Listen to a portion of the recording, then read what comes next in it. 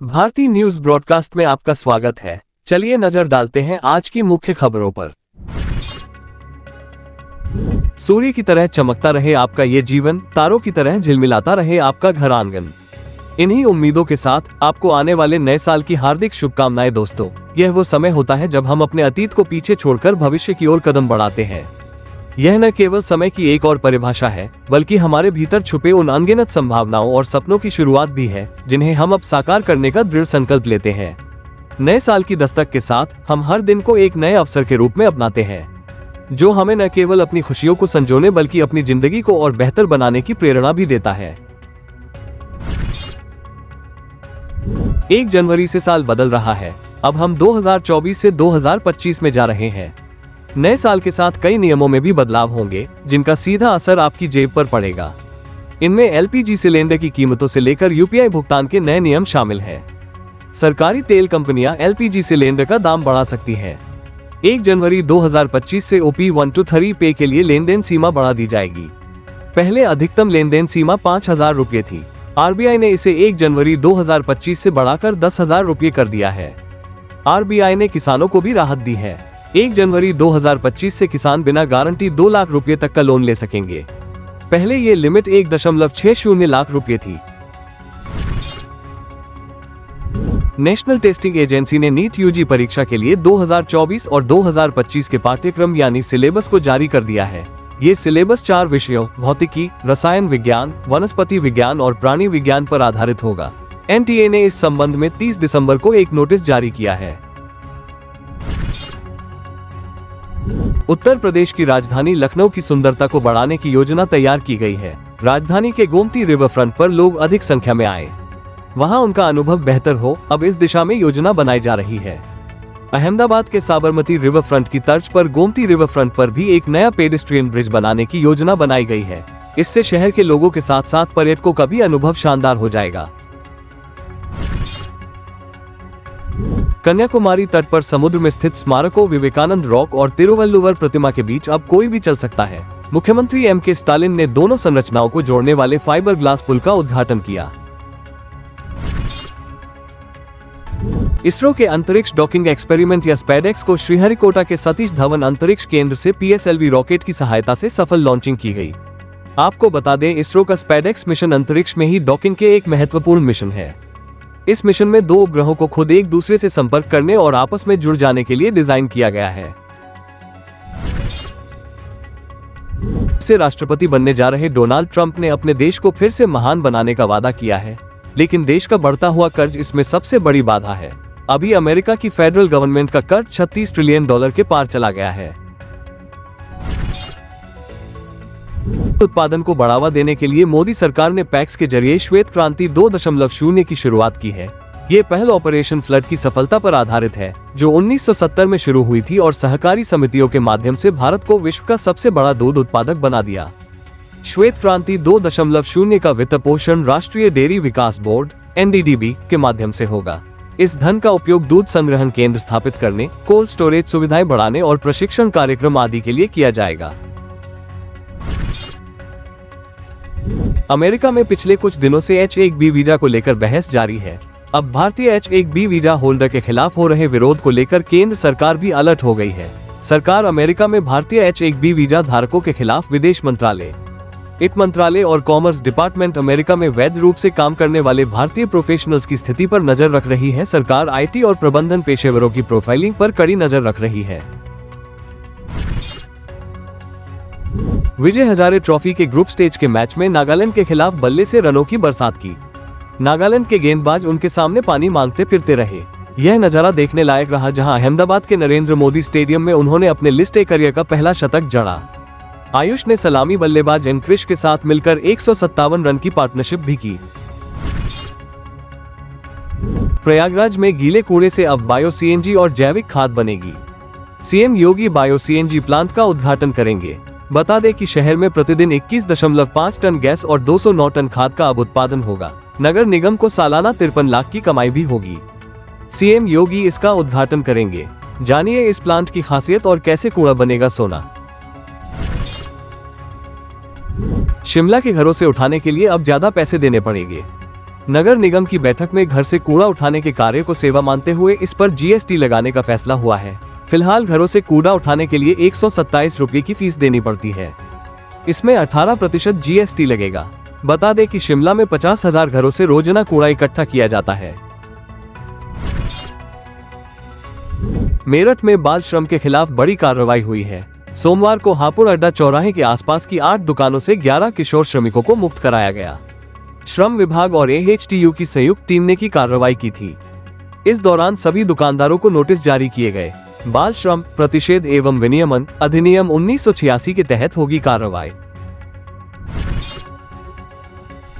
आगरा के लोगों के लिए साल 2025 कई सौगातें लेकर आ रहा है।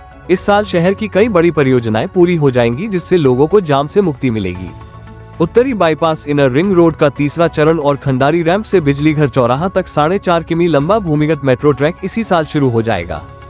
इन परियोजनाओं के पूरा होने से आगरा के लोगों को काफी राहत मिलेगी। दिल्ली विधानसभा चुनाव से पहले अरविंद केजरीवाल ने मंगलवार को राजधानी में पुजारी ग्रंथि योजना लॉन्च की।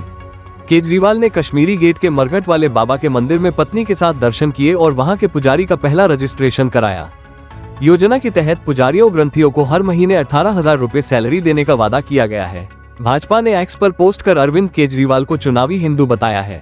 भाजपा ने लिखा, जो 10 साल से इमामों को सैलरी बांटता रहा, जो खुद और उनकी नानी प्रभु श्रीराम का मंदिर बनने से खुश नहीं थे, जिसने मंदिर और गुरुद्वारों के बाहर शराब के ठेके खोले, जिसकी पूरी राजनीति हिंदू विरोधी रही, उसे अब चुनाव आते ही पुजारियों और ग्रंथियों की याद आए। गुजरात के बनासकांठा जिले में धनपुरा के पास 5 दिन पहले मिली जली कार की गुत्थी पुलिस ने सुलझा ली है। जांच में पता चला कि 1.26 करोड़ रुपए की बीमा राशि पाने के लिए गांव के ही एक व्यक्ति ने अपनी मौत का षड्यंत्र रचा था। आरोपी ने शमशान से शव निकालकर उसे कार के साथ ही जला दिया था।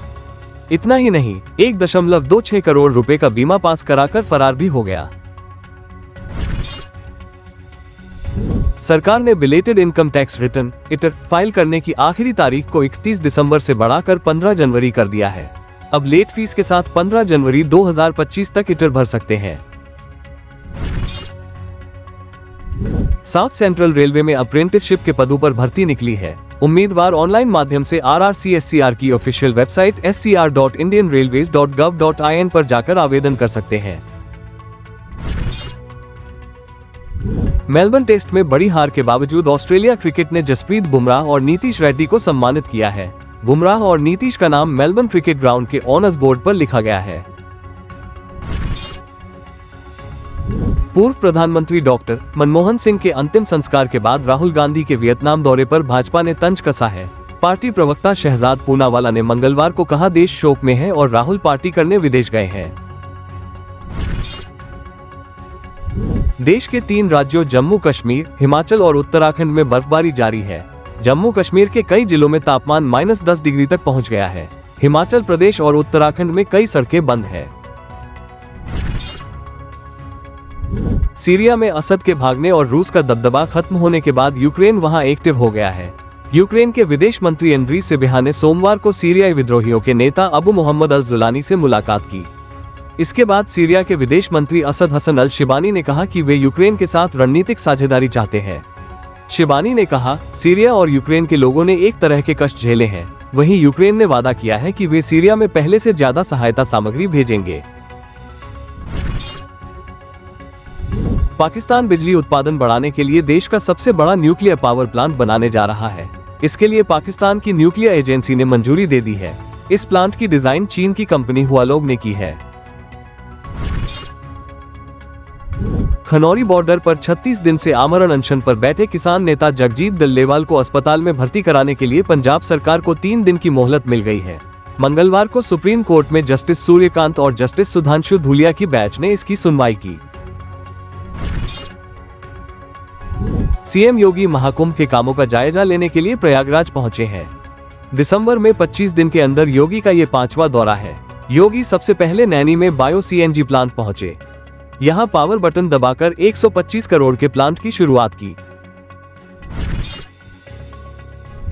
महाराष्ट्र के मुंबई नागपुर समृद्धि हाईवे पर 50 से ज्यादा कार, ट्रक और अन्य गाड़ियां पंचर हो गई। इससे हाईवे पर लंबा जाम लग गया और लोग रात भर फंसे रहे। दरअसल रोड पर लोहे का बोर्ड का पड़ा था, जिसके ऊपर से ये गाड़ियां निकलती रहीं और पंचर हो गई। इंडो फार्म इक्विपमेंट लिमिटेड का IPO कल यानी 31 दिसंबर को ओपन हो गया है। निवेशक इस इश्यू के लिए 2 जनवरी तक बिडिंग कर सकेंगे। 7 जनवरी को कंपनी के शेयर BSE और NSE पर लिस्ट होंगे।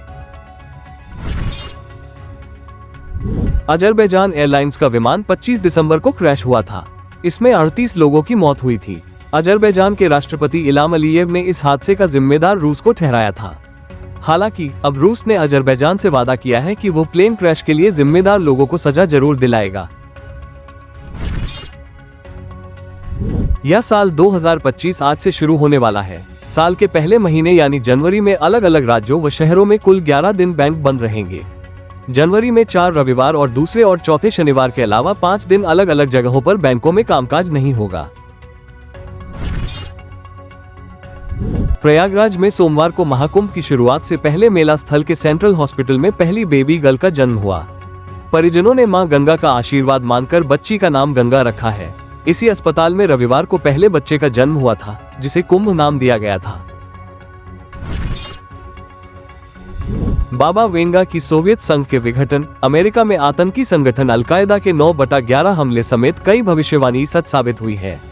बाबा वेंगा ने साल 2025 में दुनिया के अंत की शुरुआत से लेकर एलियन के आने तक की भविष्यवाणी की है। राजस्थान के कोटपुतली में 700 फीट गहरे बोरवेल में 3 साल की चेतना अभी भी फंसी हुई है। कल मंगलवार को उसे 9वां दिन था, लेकिन चेतना को बाहर नहीं निकाला जा सका है। संभल, वाराणसी और बुलंदशहर के बाद अब मुरादाबाद में भी 44 साल से बंद गौरी शंकर का मंदिर मिला है। जानकारी के मुताबिक नगर निगम की टीम ने जब गर्भगृह की खुदाई की तो उन्हें वहां मलबे में दबा शिवलिंग मिला और इसके साथ ही कई खंडित प्रतिमाएं भी बरामद की गई। अफगान तालिबानी लड़ाके डूरन लाइन पार कर पाकिस्तानी चौकियों पर लगातार हमले कर रहे हैं। इस दौरान तहरीक-ए-तालिबान पाकिस्तान (TTP) द्वारा एक पाकिस्तानी चौकी पर कब्जा करने का दावा भी सामने आया। संभल के दीपा सराय और खग्गू सराय में जल्द ही पुलिस चौकियां बनने जा रही है। इन दोनों क्षेत्रों में अपराध और सुरक्षा संबंधी जरूरतों को देखते हुए पुलिस ने चौकी निर्माण का प्रस्ताव रखा है। अभी तक इन चौकियों के लिए भूमि का चयन नहीं हुआ है, लेकिन जल्द ही इस प्रक्रिया को तेज गति से आगे बढ़ाया जाएगा। यूपी के मुख्यमंत्री योगी आदित्यनाथ ने महाकुंभ में प्रत्येक तीर्थयात्री और पर्यटक की सुरक्षा और सुविधा को सरकार की शीर्ष प्राथमिकता बताया है। उन्होंने कहा है कि महाकुंभ में कोई भारतीय हो या विदेशी, प्रवासी भारतीय हो या प्रयागराजवासी, बिना भेदभाव सबकी सुरक्षा सबकी सुविधा सुनिश्चित करना हमारी जिम्मेदारी है। मुख्यमंत्री ने कहा कि महाकुंभ के दौरान आपदा प्रबंधन, साइबर सुरक्षा, अग्निशमन, घाट सुरक्षा और आपातकालीन चिकित्सा तंत्र को और पुख्ता किया जाना आवश्यक है। सुरक्षा से जुड़ी सभी एजेंसियों को 24/7 एक्टिव रहना होगा। भारतीय शेयर बाजार साल 2024 के आखिरी कारोबारी दिन गिरावट के साथ बंद हुआ। बेंचमार्क सूचकांक सेंसेक्स और निफ्टी लगातार दूसरे दिन गिरावट दिखी। 30 शेयरों वाला BSE बेंचमार्क सेंसेक्स 109.12 अंक या 0.14% की गिरावट के साथ 78,139.01 पर बंद हुआ। बिहार के सिवान में ऑन ड्यूटी पुलिस जवान अब स्मार्टफोन का इस्तेमाल नहीं कर पाएंगे। पुलिस विभाग ने इसको लेकर नया निर्देश जारी कर दिया है। नया नियम 27 दिसंबर से लागू भी कर दिया गया है। सारण DIG नीलेश कुमार ने सारण प्रमंडल अंतर्गत तीनों जिले के SP को इस आदेश का क्रियान्वयन कराना आदेश दिया है। पर्यावरण संरक्षण के लिए शहरवासियों को जागरूक करने के लिए शहर की डॉक्टर संजीवनी शर्मा लंबे समय से पॉलिथीन मुक्त समाज की परिकल्पना को साकार करने में जुटी हैं। गंगा सफाई अभियान में युवा, उम्रदराज और महिलाओं को एक सूत्र में बांधने वाली कानपुर प्लॉगर्स टोली के प्रयास को वैश्विक पहचान मिल गई है। महाराष्ट्र के बीड में 9 दिसंबर को सरपंच संतोष देशमुख की अपहरण के बाद हत्या कर दी गई थी। सरपंच की हत्या से जुड़े जबरन वसूली मामले में महाराष्ट्र के मंत्री धनंजय मुंडे के करीबी सहयोगी वाल्मीकि कराड ने मंगलवार को पुणे में पुलिस के सामने आत्मसमर्पण कर दिया। इसके बाद महाराष्ट्र के मुख्यमंत्री देवेंद्र फडणवीस का भी बयान सामने आया है। देवेंद्र फडणवीस ने भरोसा दिलाया है कि मामले में शामिल सभी दोषियों को कानून के अनुसार सजा मिलेगी। देवेंद्र फडणवीस ने आगे कहा, बीड में गुंडा राज बर्दाश्त नहीं करेंगे। परिवहन विभाग ने सभी गाड़ियों के लिए हाई सिक्योरिटी नंबर प्लेट लगवाना अनिवार्य कर दिया है। ऐसे में आप अपनी गाड़ी के लिए high security number plate online book कर सकते हैं।